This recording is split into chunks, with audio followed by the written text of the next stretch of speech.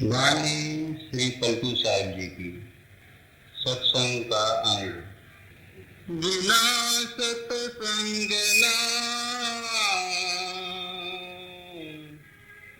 कथा हरि नाम की, बिना हरि नाम न मोह भागे।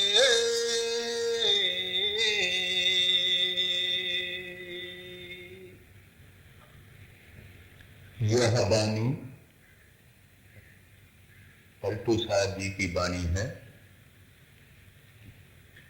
विचारने के योग्य। आप फरमाते हैं, सत्संग के सिवाय न परमात्मा का पता लगता है, न नाम का पता लगता है, न कमाई का पता लगता है। सत्संग हम कहते हैं, इस्लाम वाले वर्ग कहते हैं, आम तरह से हरि कथा कहा जाता है। तो हम देखेंगे सत्संग क्या है, सत्संग के कितने नमूने हैं, सत्संग किसका करना चाहिए, सत्संग के फल यानी बेनिफिट्स क्या हैं, सत्संग की महिमा क्या है, दुनिया के मुख्तलिफ संत सत्संग के बनिस्बत क्या फरमाते हैं, सत्संग में कैसे बैठना, सत्संग में कैसे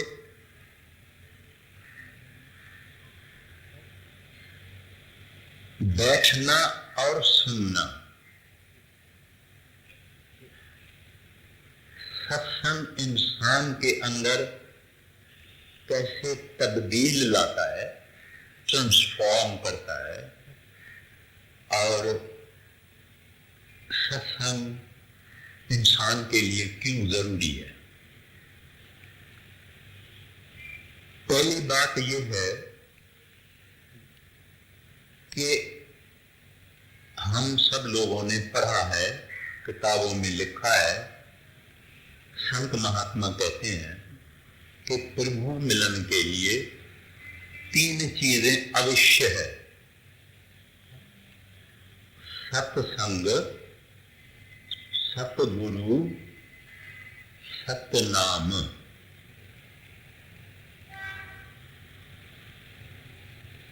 इस सत्संग में सत्य लफ्ज की माना है द ट्रूथ, माना हक। इस्लाम वाले कहते हैं हक। गुरु नानक साहब जी महाराज ने फरमाया सच, आद सच, जुगाद सच, है भी सच, नानक होसी भी सच। सच की माना है सच बोलना नहीं, वो परमात्मा सच है, बाकी सब झूठ है। वो सदा है, अजर है, अमर है, अटर है। एक वो सत्य है, एक उनके संत सत्य है, एक उन संतों का सत्संग सत्य है।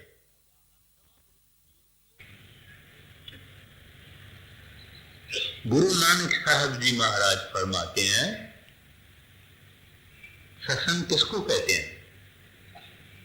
आम तरह से कभी कभी कुछ लोग ऐसे समझते हैं कि सत्संग एक मेल मिलाप है, लोग आके इकट्ठे होते हैं, और जब इकट्ठे होते हैं फिर सत्संग होता है, फिर उठते हैं, फिर आपस में बातचीत करते हैं, फिर चले जाते हैं।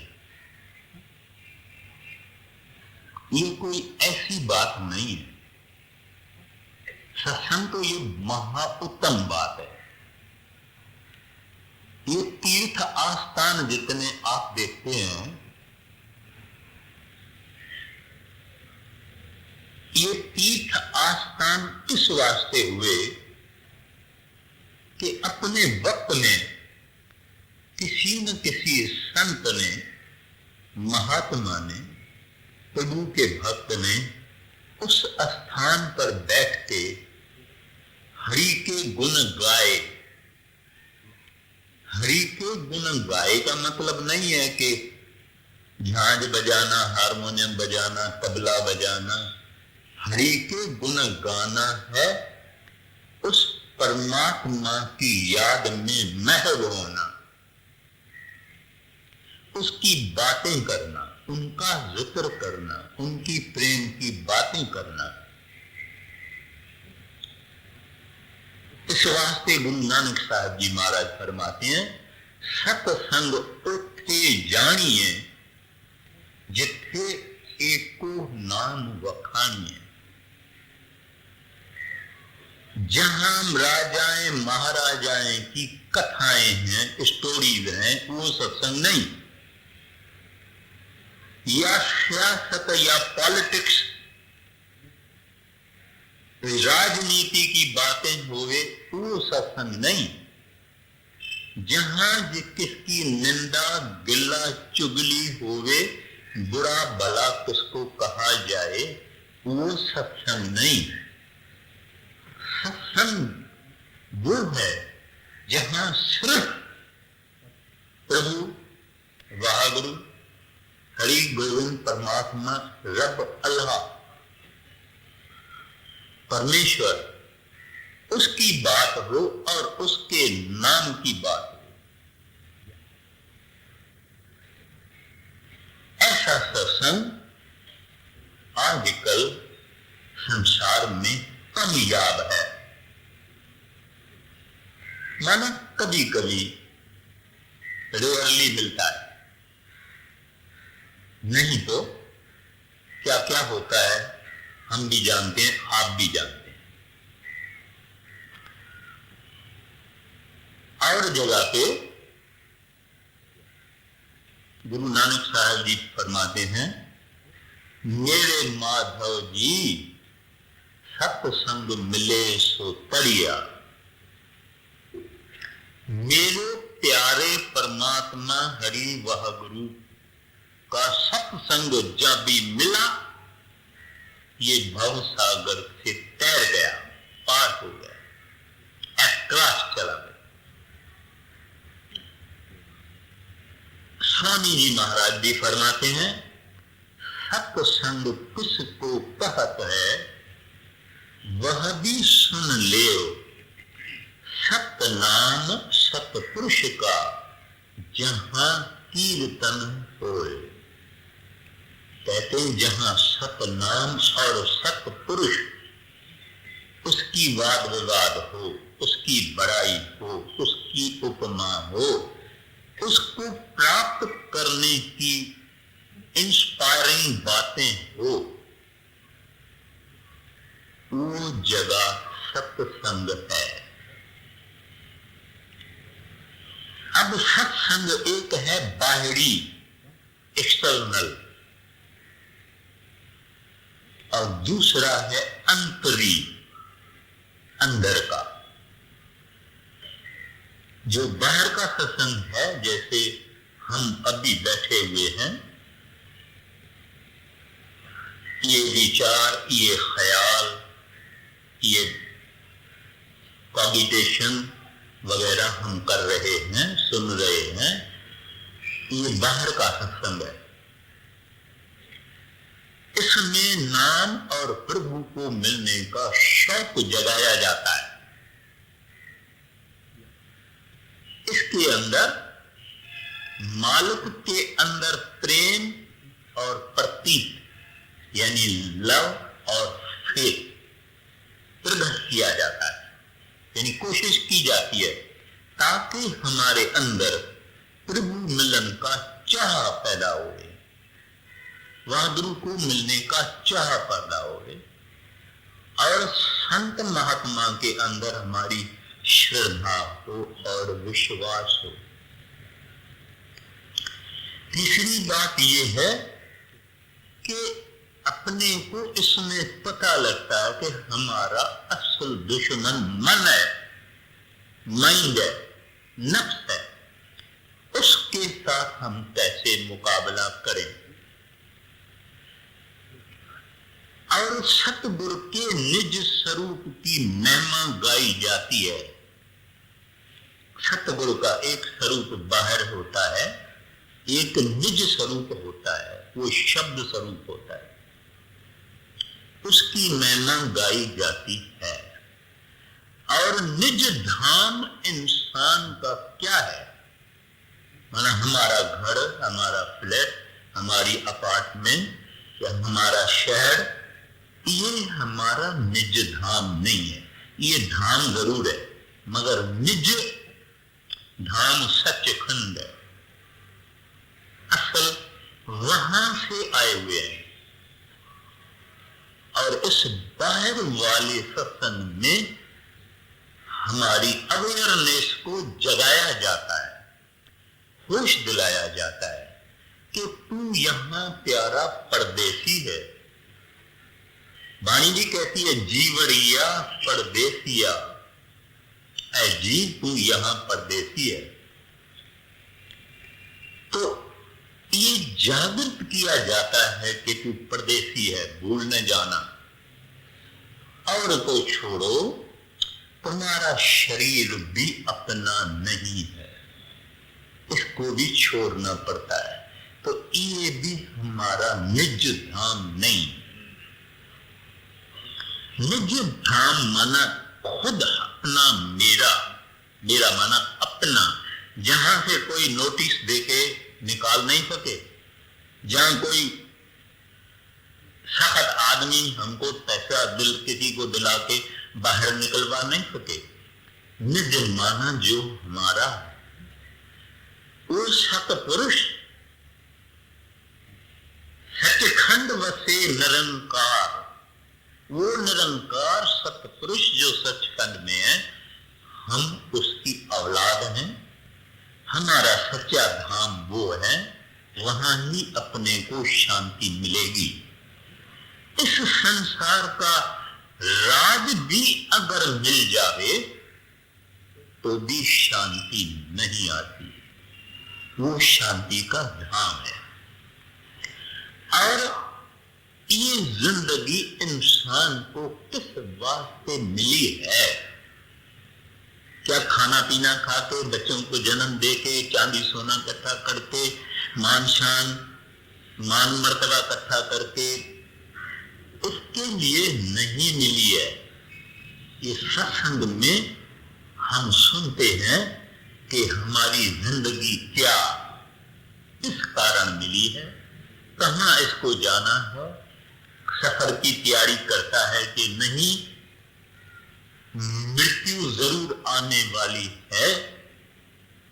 इस तरह से हमको जागृत किया जाता है बाहर के सत्संग में।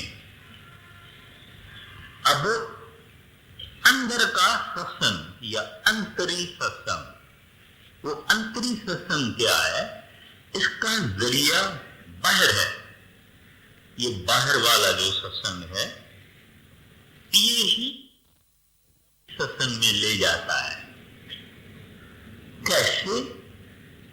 यहां गुरु को मिलने की इच्छा जागती है, गुरु की प्राप्ति करने की, गुरु को मिलाप करने की इच्छा जगाई जाती है। फिर गुरु या महात्मा मिलते हैं, फिर हम उनको विनती करते हैं, फिर वह नाम की बख्शिश करते हैं, फिर हम नाम की कमाई करते हैं, फिर कमाई में अंदर अपने को निज स्वरूप संतों का मिलता है और निज धाम मिलता है। उस अंदर वाले निज स्वरूप यानी शब्द से जब हम जुड़ जाए, ये है असल सत्संग, सच्चा सत्संग, अपनी आत्मा को, सुरत को, कॉन्शियसनेस को अंदर जाके अंतर्मुख होके नव द्वारा खाली करके, कमाई करके, भजन करके उस साहिब से मिले, उस धुनी से मिले, उस शब्द से मिले। ये है सच्चा हक, यानी प्रभु वाह गुरु अकाल पुरख। संग यानी उससे हमारा मिलाप हुए, उसकी सेवत मिले, उसकी कंपनी मिले। ये अंतर का सत्संग है। स्वामी जी महाराज समझाते हैं, धारा अगम पकड़ सुरत जोड़ो, इस सत्संग में सदा समाना। धारा अगम माना शब्द की धारा, नाम की धारा। धारा अगम पकड़, संयम करके उनको पकड़ो, सुरत जोड़ो उसके साथ, इस सत्संग में सदा समाना। कहते हैं ये सत्संग असल अंतरी, बाहर वाला जरिया है, मीन्स है, बाहर वाला एंड नहीं है।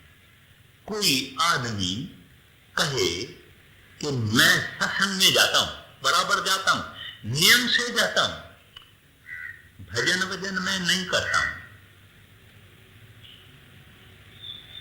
काफी नहीं। सत्संग तो जरिया है, सत्संग तो मीन्स है।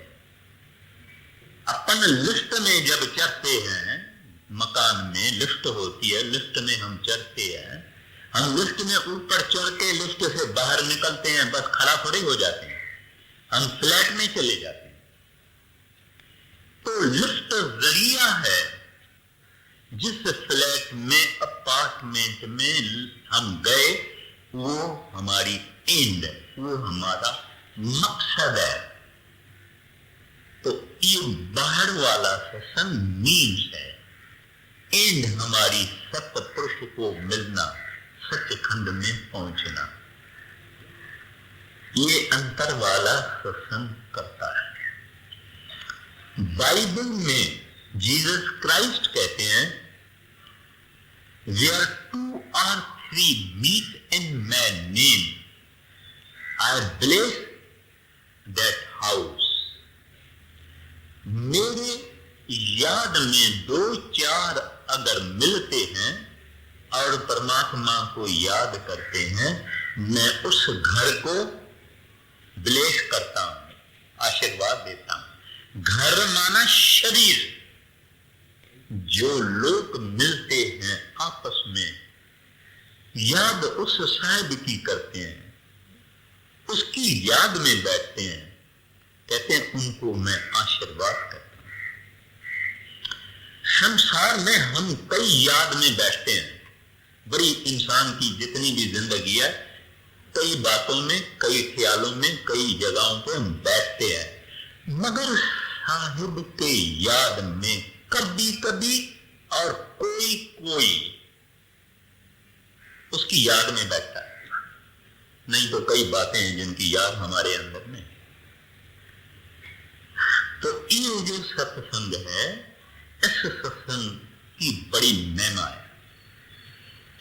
मैं आगे चल के बाकी अर्ज करूंगा।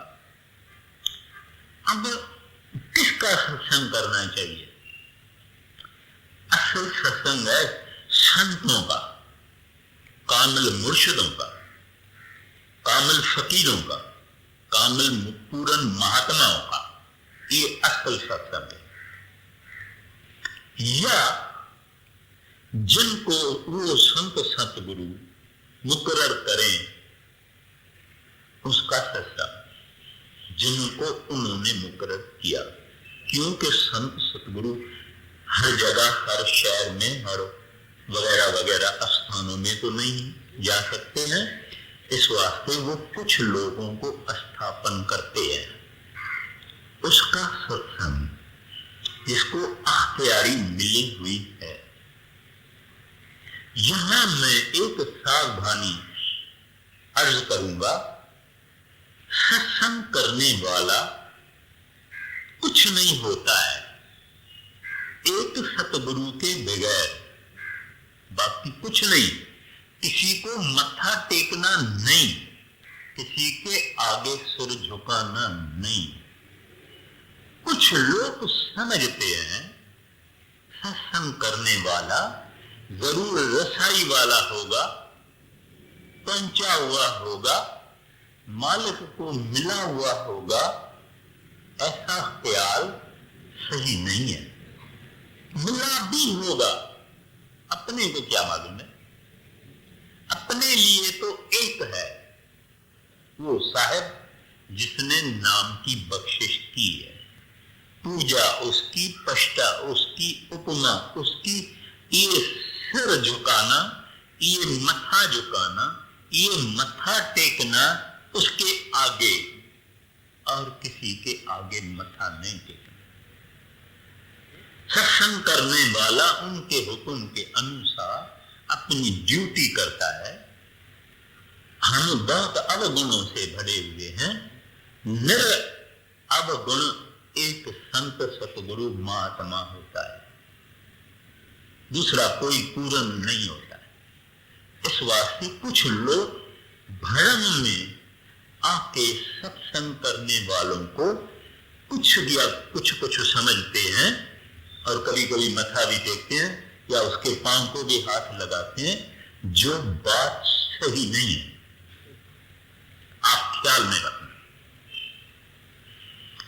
एक हमारा बॉम्बे का सत्संगी था, बुजुर्ग था। वो किसी और सत्संगी से उनका टक्कर हुआ। टक्कर माना विचारों का इख्तलाफ हुआ, थोड़ा मामूली झगड़ा वगैरह हुआ। तो वो सरदार बहादुर जी के पास गया, उनको कहने लगा, हुजूर अगर आप कहो तो मैं उसको जाके मत्था टेकूं। सरदार बहादुर जी ने कहा, ना, मत्था तो अपने सतगुरु के आगे टेकना, और किसी के आगे मत्था नहीं टेकना। तो खैर ये मैं थोड़ा सा आपको सावधानी की। अब वो जो अंतर का सत्संग है उसके फायदे क्या है?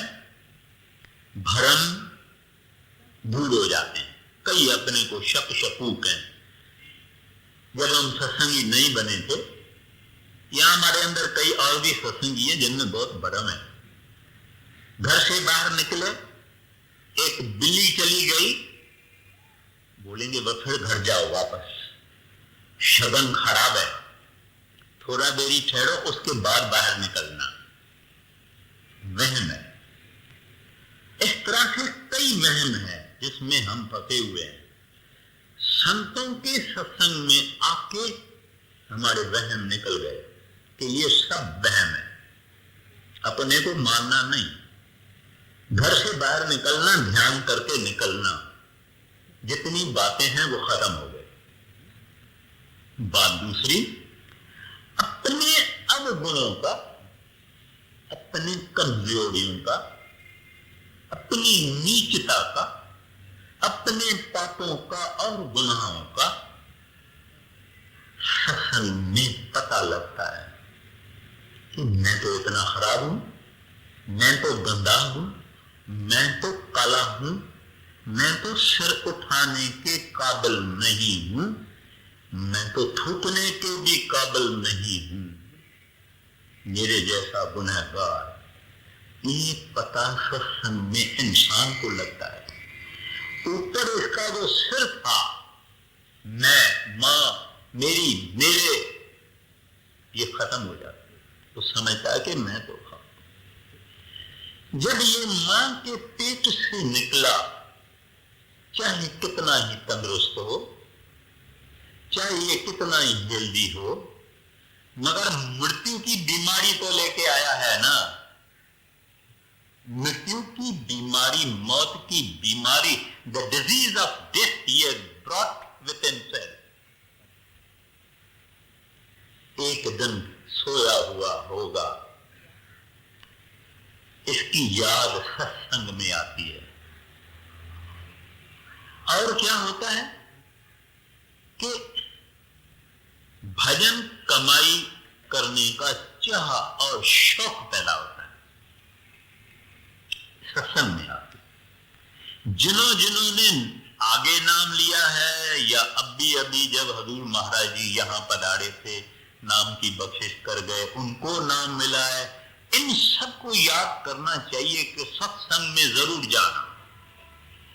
उन्होंने आप ही फरमाया था, बड़े महाराज जी तो फरमाते थे कि सत्संग भजन की वार है।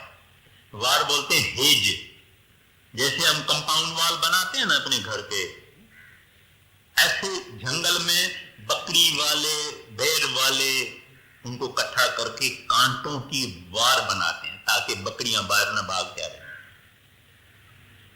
ऐसे सत्संग भजन की वार है।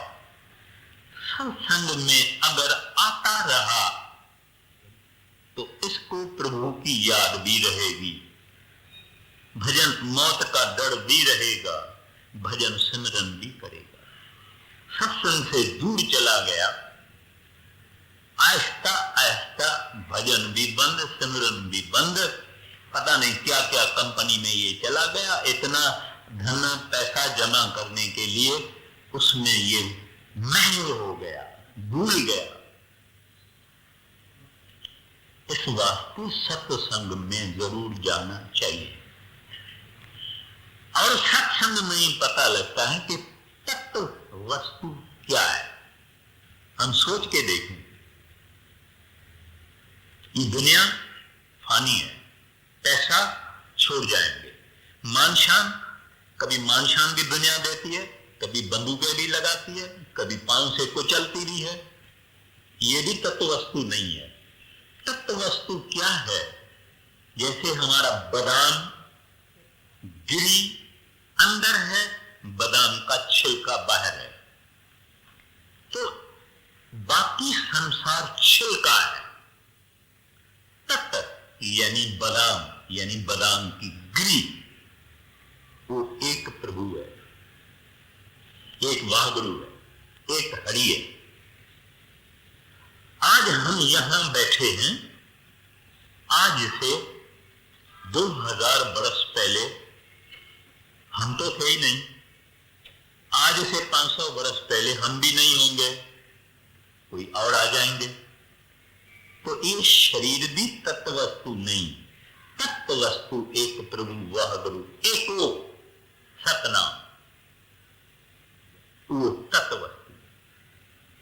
उसका जिक्र श्री गुरु नानक साहब जी महाराज ने पहले 1-1.5 घड़ी करीब में फरमाया कि क्या है वो तत्व वस्तु।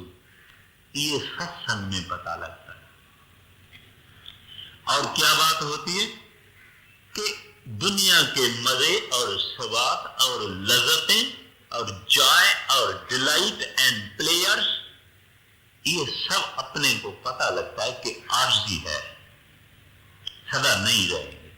ये सत्संग में पता लगता है। अब महिमा, संत जन कैसे कैसे महिमा करते हैं। कहते हैं सब मजहबों में, मैंने कहा ना इस्लाम वाले इसको वैद कहते हैं, हम सत्संग कहते हैं, कुछ लोग हरि कथा कहते हैं। सब मजहबों में लिखा हुआ है कि सत्संग बहुत उत्तम है। सत्संग करने वाले का को परमात्मा की तरफ ख्याल लगता है और मोक्ष मिलता है। सब धर्मों में है। स्वामी जी महाराज कहते हैं सत्संग पारस के मिसल है। जो पारस लोहे को लगता है उस लोहे को सोना करता है। पारस प्रभु की बातें, प्रभु की याद, लोहा हम गंदे मैले उसको सोना करता है। बड़े बड़े डाकू चोर, बड़े बड़े बड़े बड़े संतों के सत्संग में बैठे, सोबत में बैठे, साधु महात्मा हो गए। टाइम मेरे पास नहीं है, आप भी कई कुछ पढ़ चुके हैं। तो सत्संग की ये महिमा है। कहते हैं कि कल्पतरु एक दरखत है, यानी ट्री, यानी वृक्ष, वो सब ख्वाहिशें पूरी करता है। माना कल्पतरु दरख्त को अगर हम कहेंगे संतरे गिर जावे, गरम गरम खाना गिर जावे, मीठा पानी आ जावे, शरबत आ जावे, आम आ जावे, सब कुछ कल्पतरु से मिलता है, ऐसा कहा जाता है। स्वामी जी महाराज कहते हैं सत्संग ऐसा कल्पतरु है कि सब ख्वाहिशें ही खत्म कर देता है,